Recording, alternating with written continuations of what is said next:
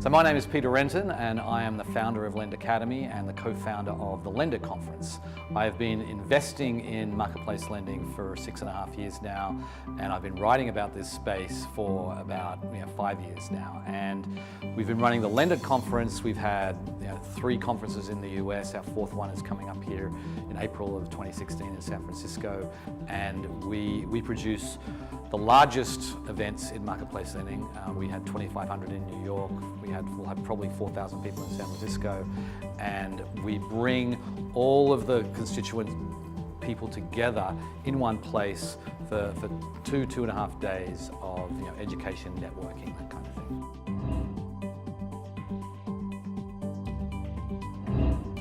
So what keeps me up at night? A couple of things. So one, I think if there is major fraud at one of the more established platforms, that will be an unmitigated disaster in this industry. Now I think we're far enough along that it won't kill the industry, but it would dramatically reduce its growth, and there would be more regulation coming in from Washington, reactionary, which is never good.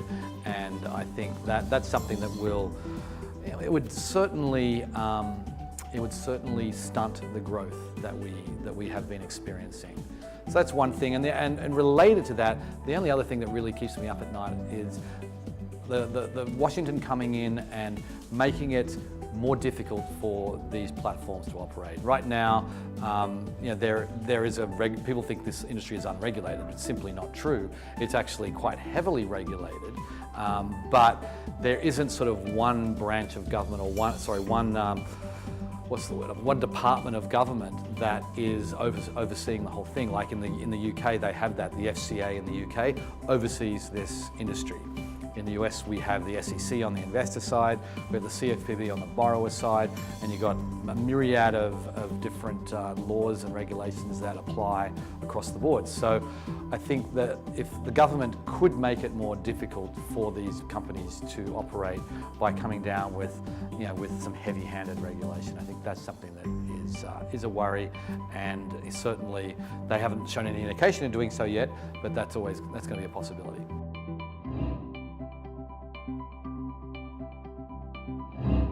So the future, I think, is very rosy from my perspective. I feel like that lending has changed forever, and we're not going back to the way it was done in the 20th century.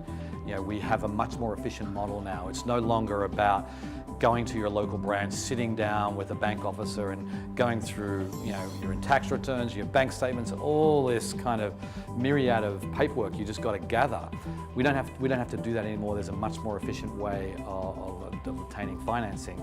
So I see that this industry is going to keep growing. It's going to, basically all loans, the way I see it, all loans under $500,000 are going to eventually find their way to marketplace lending, and this is going to be a massive industry. Banks will still be around. Banks will do the larger loans, and eventually maybe marketplace lending might even get into some of that territory. But for the smaller loans, it's a much more efficient way of doing things, and banks will be involved on the funding side with some of that, and there'll also be just regular everyday investors involved in. It's going to be a multi-billion dollar, I would even say eventually a multi-trillion-dollar industry where there's small businesses, consumers, students are all going to find themselves being able to get financed through marketplace lending.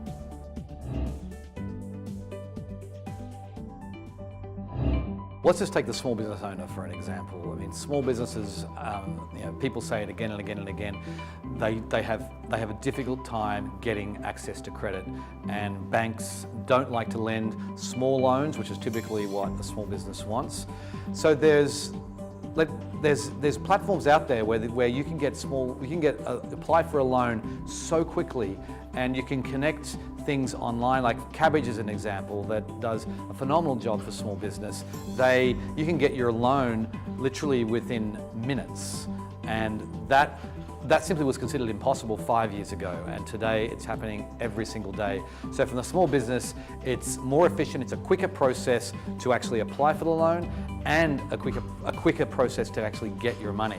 So that's just a huge advantage. From the consumer's often, they're not usually in a hurry like a small business can be sometimes. So the main advantage from a small business perspective, the main advantage from a consumer's perspective is it's a lower rate. You are going to get a lower rate, typically 4, 5, 6% lower than you would get on a credit card, particularly with the Card Act that came into being a few years ago. That increased credit card rates significantly. So the marketplace lenders can come in, undercut that rate.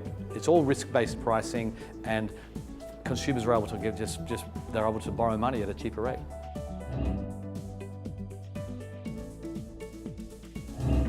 Absolutely.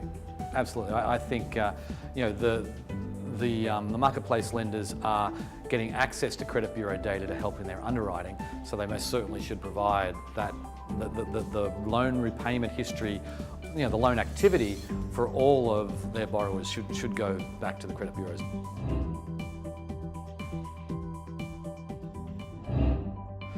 So, for a start, there is over 550 platforms worldwide, outside of China, worldwide now in this online lending, marketplace lending space. It's just exploded. And I think, I could talk for a long time about China. China, there's another example of something you wouldn't know. The largest platform in China, in 1 month, and this is the truth, in 1 month, they added 1 million retail investors onto their platform. They have now in excess of 10 million. This is Lufax, or lu.com. They're the largest platform in China, or one of the largest, and they have China is all retail investor focused, and it is exploding in China at a much greater. In fact, there's more peer-to-peer lending, marketplace lending, loan volume in China than the rest of the world put together, and it's growing. That gap is growing.